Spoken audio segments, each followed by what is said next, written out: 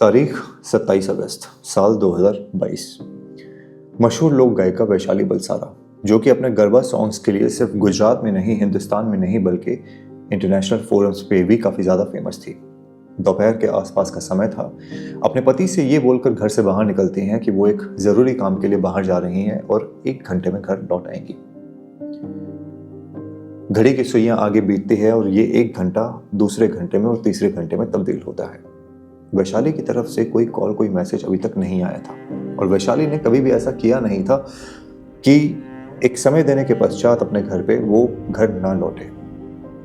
Obvious सी बात है कि इनके हस्बैंड थोड़े फिक्रमंद होते हैं और इस फिक्र में वो वैशाली को कॉल लगाना शुरू करते हैं। वियर्ड चीज लेकिन ये थी कि ना वैशाली का कॉल लग रहा था और अभी तक वैशाली की तरफ से कोई भी इंफॉर्मेशन नहीं आई थी कि वो कब घर लौटेंगी।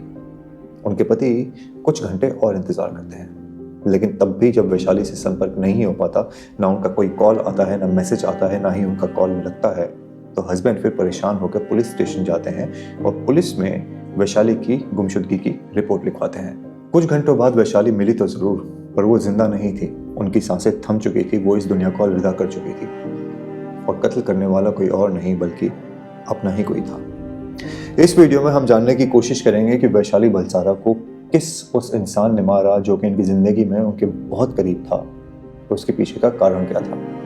This video is all about the dark secrets of Vaishali Balsara's murder.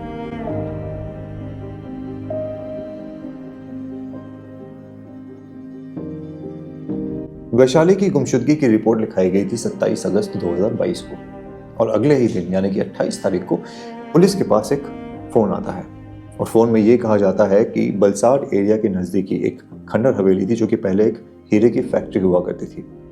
वहां पे एक नीले रंग की गाड़ी पाई गई थी।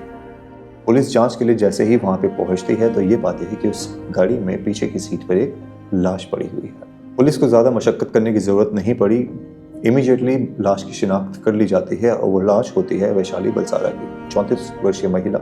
शरीर के ऊपर कोई चोट के निशान नहीं, स्ट्रगल की कोई सबूत नहीं, कोई हड्डी नहीं टूटी हुई, कहीं से खून नहीं बह रहा, बस सांसें थम चुकी थी। ये एक हाई प्रोफाइल केस था और चूंकि ये एक हाई प्रोफाइल केस था, पुलिस इस केस के इन्वेस्टिगेशन में कोई भी कमी नहीं रखना चाहती थी, कोई भी मिस्टेक नहीं करना चाहती थी। और यही वो वजह है कि इस केस की इन्वेस्टिगेशन को आगे बढ़ाने के लिए 8 अलग अलग टीम को संगठित किया गया। लाश को पोस्टमार्टम के लिए भेजा गया। पोस्टमार्टम की रिपोर्ट में यह आया कि वैशाली जब अपने घर से बाहर निकली थी, उस समय जो समय हो रहा था दोपहर का, उसके कुछ ही घंटों बाद वैशाली की मौत हो गई थी। पहले हत्या करी गई और उसके बाद लाश को गाड़ी में डाला गया। पुलिस ने वैशाली की सबसे पहले पारिवारिक हिस्ट्री को निकालने की कोशिश करी कि कहीं उनके फैमिली में कोई डिस्प्यूट तो नहीं था। तो पता ये चला कि इनके जो पति थे हितेश, जिनसे इनकी शादी 2011 में हुई थी, उन्होंने वैशाली से शादी करने के पहले भी एक शादी कर रखी थी। वैशाली के साथ जो शादी हुई थी, उस शादी के माध्यम से एक लड़की थी और पहली शादी जो हुई थी उसके माध्यम से भी एक लड़की थी। पहली शादी से जो बच्ची पैदा हुई थी वो वैशाली और हितेश के साथ ही रहा करती थी। कुछ खबरें ये आनी शुरू हुई कि इन दोनों के बीच में पारिवारिक जो एक नॉर्मल अनबन होती है कपल के दौरान, जो झगड़े होते हैं, वो एग्जिस्ट करते थे। तो पुलिस का पहला शक हितेश के ऊपर जाता है। जैसा कि मैंने आपको वीडियो के स्टार्टिंग में बताया था कि कत्ल करने वाला कोई अपना ही था और अक्सर इन केसेस में सबसे पहला शक जो है वो स्पाउस के ऊपर जाता है। पुलिस का पहला शक हितेश के ऊपर गया था, but they wanted to make sure, जैसे मैंने कहा, they wanted to make sure कि इस केस के अंदर कोई भी गलती ना हो, चूंकि ये एक हाई प्रोफाइल केस था। पुलिस सतर्कता के साथ आगे बढ़ रही थी और हर एक एंगल को फाइन प्रिंट के साथ इन्वेस्टिगेट कर रही थी। पुलिस के सामने सवाल ये था कि वैशाली अपने घर से निकलकर ये जो खंडर हुई हीरे की फैक्ट्री है, अबैंडन फैक्ट्री, यहाँ तक कैसे पहुंची। उसको ट्रैक करने के लिए पुलिस ने करीबन 100 से ज़्यादा सीसीटीवी फुटेज की खाक छानी। फॉरेंसिक डेटा साइंटिस्ट्स की मदद ली, टेक एक्सपर्ट्स को हायर किया गया और पुलिस की इस डेडिकेशन का रिजल्ट ये हुआ कि पुलिस सक्सेसफुली ट्रैक कर लेती है कि वैशाली अपने घर से निकलने के बाद हीरे की फैक्ट्री तक कब पहुंची, कैसे पहुंची और उनके साथ प्रोबेबली वहां पे कौन था। जिन सीसीटीवी फुटेज को पुलिस के द्वारा खंगाला गया था, उन सीसीटीवी फुटेज में वैशाली के साथ एक इंसान पाया गया था और उस इंसान का नाम है बबीता कौशिक। बबीता कौशिक वैशाली की एक बहुत करीबी दोस्त थी। उनके जब कॉल डेटा रिकॉर्ड्स को खंगाला गया, उनके जीपीएस लोकेशंस को खंगाला गया 27 तारीख के अनुसार, तो ये पाया गया कि बबीता उसी मोबाइल टावर के आसपास थी जहां पे ये फैक्ट्री थी, जहां पे वैशाली की लाश पाई गई थी। पुलिस को ये शक हो चुका था कि हो ना हो बबीता का इस केस से कुछ लेना देना जरूर था है। हालांकि शक की सुइयां अभी तक पति के ऊपर टिकी हुई थी, पर बबीता के फोन का उस मोबाइल टावर के आसपास पाया जाना पुलिस के लिए एक अलग एंगल प्रस्तुत कर रहा था। बबीता से पुलिस बातचीत करना चाहती थी, पर बबीता से बात करने में एक परेशानी थी, और परेशानी ये थी कि बबीता गर्भवती थी 8 माह से। उसका 8वां महीना चल रहा था, और मानवीय दृष्टिकोण को ध्यान में रखते हुए पुलिस इस बात से घबरा रही थी कि अगर एक गर्भवती महिला से पूछताछ करी और कहीं उनकी तबीयत खराब हो गई तो पुलिस की थू बहुत होगी। पुलिस वालों के ऊपर क्वेश्चन किया जाएगा, उंगली उठाई जाएगी और ये कहा जाएगा कि पुलिस ने अपनी इन्वेस्टिगेशन में एक गर्भवती महिला को परेशान किया, जो कि हमारी सोसाइटी में अक्सर देखा गया है। पुलिस अगर अपना काम करना भी चाहे तो हम ऐसे एंगल ढूंढ लेते हैं जहां पे हम अपना सेल्फ कन्वीनियंस एग्जीक्यूट करने की कोशिश करते हैं। पर पुलिस बबीता से बात करना चाहती थी, तो बात करी जाए तो कैसे? पुलिस के लिए ये इंपॉर्टेंट था कि बबीता उस मोबाइल टावर की रेंज में इस परिस्थिति में भी, यानी प्रेगनेंसी की परिस्थिति में भी क्या कर रही थी, और क्या वो जानती थी कि उनसे मिलने के बाद उसके पश्चात वैशाली कहाँ गई और किससे मिली। अब सवाल ये था कि बात करी जाए तो कैसे। तो पुलिस इवेंचुअली एक डिसीजन लेती है। एक एक्सपर्ट टीम बनाई जाती है डॉक्टर्स की, उनको तैयार किया जाता है। पुलिस डॉक्टर्स के साथ बबीता के घर पहुंचते हैं और उन्हें बताते हैं कि उनकी दोस्त वैशाली की हत्या कर दी गई है। पहले बबीता काफ़ी ज़्यादा घबराती है, परेशान सी होती है और पुलिस से बात करने के लिए राज़ी नहीं होती है, ये कह के कि शायद मेरी तबीयत बिगड़ जाएगी, जिसका एंटिसिपेशन पुलिस वाले कर रहे थे। पुलिस वाले फिर बबीता को कन्विंस करने की कोशिश करते हैं और कहते हैं कि डॉक्टर्स हमारे साथ हैं, अगर आपकी तबीयत खराब हुई तो doctors will take care of you. उनकी इस बात को सुनकर बबीता बातचीत करने के लिए राजी हो जाती है। पुलिस ने बबीता को वो सारे सबूत दिखाए जो अवेलेबल थे। वो सीसीटीवी फुटेज भी दिखाई गई जिसमें बबीता को वैशाली के साथ पाया गया। बबीता ने एक बार भी इनकार करने की कोशिश नहीं करी कि वो वैशाली से उस दिन मिली थी, लेकिन बबीता ने एक चीज और कही, और उसने पुलिस वालों को यह बताया कि वो उस दिन वैशाली से मिली जरूर थी, पर उस दिन वैशाली के साथ 2 लोग और थे और उनके चेहरे उसे आज तक याद हैं।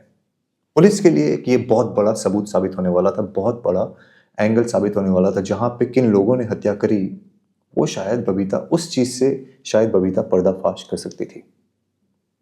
और यही वो वजह है कि पुलिस वालों ने फिर बबीता को कुछ और सबूत दिखाए। बबीता की बात को सुनकर पुलिस वालों ने कुछ संदिग्धों की फोटो उसके सामने प्रस्तुत करी और उनसे पूछा कि क्या इन फोटोज में से वो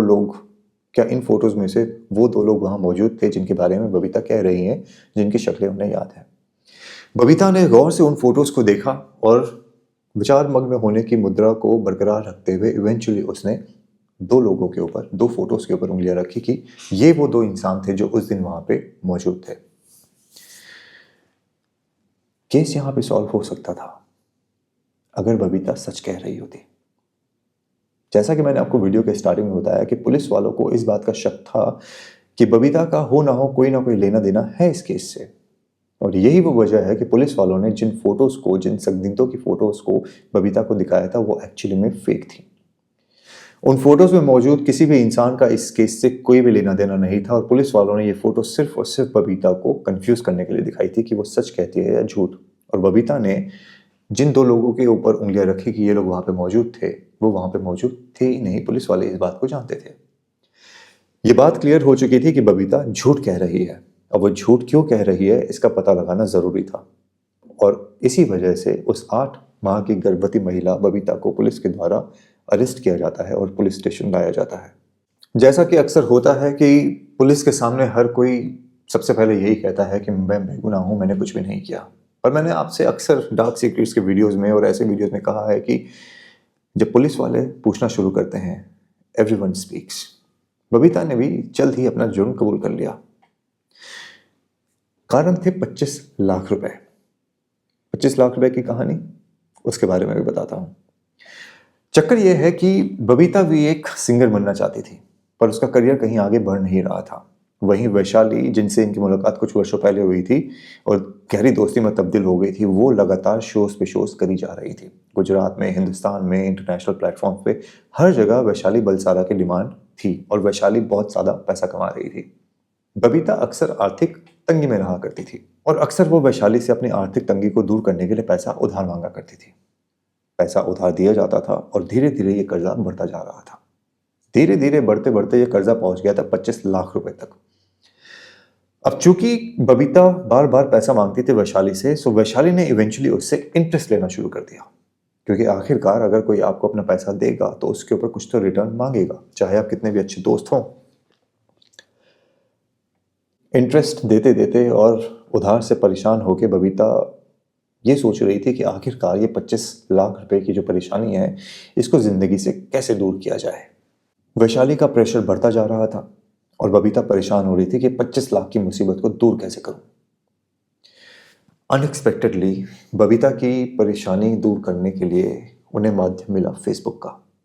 फेसबुक पे इनकी मुलाकात होती है ऐसे दो इंसानों से जो सुपारी लेके मर्डर का काम किया करते थे। बबीता इनसे संपर्क करती है, इनसे बातचीत करती है और इन्हें वादा करती है कि अगर ये वैशाली का कत्ल कर देंगे तो उन्हें 8 लाख रुपए की रकम दी जाएगी। ये दोनों इंसान तैयार हो जाते हैं और यहीं से बबीता इवेंचुअली फाइनल डिसीजन ले लेती है कि 25 लाख की परेशानी तभी दूर हो सकती है जब वैशाली इस दुनिया में ना रहे। फिर आती है वो तारीख 27 अगस्त 2022। बबीता ने सुबह सुबह वैशाली को फ़ोन किया और उसे ये कहा कि वो सारे पैसे वापस लौटाने के लिए तैयार है। बबीता ने वैशाली को ये भी कहा कि वो किसी सुनसान जगह मिले ताकि वो आराम से बैठ के पैसे गिन सके और उन्हें कोई भी ना देखे, किसी तरीके की परेशानी का सामना ना करना पड़े। और इसी वजह से वलसाड़ के इलाके के पास जो वो हीरे की अबैंडन्ड फैक्ट्री थी, वहां पे वो कहती है कि लेट्स मीट देयर। बबीता अपने घर से स्कूटी से निकलती है, लेकिन वो सीधे उस हीरे की फैक्ट्री पे नहीं जाती। वो कुछ दूरी रुककर स्कूटी वहां पार्क करती है और ऑटो लेकर उस हीरे की फैक्ट्री तक पहुंचती है। जिन दो लोगों को फेसबुक के माध्यम से हायर किया गया था, वो ऑलरेडी वहां पे मौजूद थे। इंतजार था अब सिर्फ वैशाली के आने का। उस इंसान को मारने के लिए भी तैयार हो जाता है जिन्होंने उनकी कठिन परिस्थितियों में मदद करी थी। इसका जीता जागता सबूत ये केस है बबीता और वैशाली का। वैशाली इस बात से अनभिज्ञ थी कि उसकी ही एक अपनी क्लोज फ्रेंड किस तरीके से उसे मारने का प्लान कर चुकी है, और ये आज का दिन 27 अगस्त 2022 उसकी ज़िंदगी का आखिरी साबित होने वाला है। वीडियो के स्टार्टिंग में मैंने आपको बताया, वैशाली ने अपने पति को ये कहा कि वो ज़रूरी काम से बाहर जा रही हैं और 1 घंटे में लौट आएंगी। यही वो काम था। वैशाली अपने घर से निकलती हैं, उस हीरे की फैक्ट्री में पहुंचती अपनी नीली गाड़ी में बैठकर, जहां बबीता इनसे मिलती है। कुछ देर के लिए बबीता इनसे बातचीत करके इनका ध्यान बटाती है और टाइम पास करती है। फिर अचानक से चुपके से पीछे से वो दो इंसान आते हैं जिन्हें फेसबुक के माध्यम से बबीता के द्वारा हायर किया गया था। वो आते हैं और वैशाली की गर्दन दबाते हैं। कुछ ही क्षणों में वैशाली के प्राण पखेरु उड़ जाते हैं। वैशाली की लाश को उठाकर गाड़ी में डाला जाता है और उसके बाद वहां से ये तीनों के तीनों इंसान रफू चक्कर हो जाते हैं। जब इस मामले का खुलासा हुआ तो वैशाली के पति इस बात को जानकर परेशान थे कि उनकी पत्नी ने अपनी एक दोस्त को 25 लाख रुपए तक उधार दिए हैं। वो उधार क्यों दिए, उन पैसों का बबीता ने क्या इस्तेमाल किया, इस बात की कोई जानकारी नहीं है। दूसरी तरफ जिस दिन वैशाली अपने घर से निकली थी, उस दिन भी उन्होंने अपने पति को ये नहीं बताया था कि वो बबीता के पास जा रही हैं और इतनी बड़ी रकम कैश वापस लेके आने वाली है।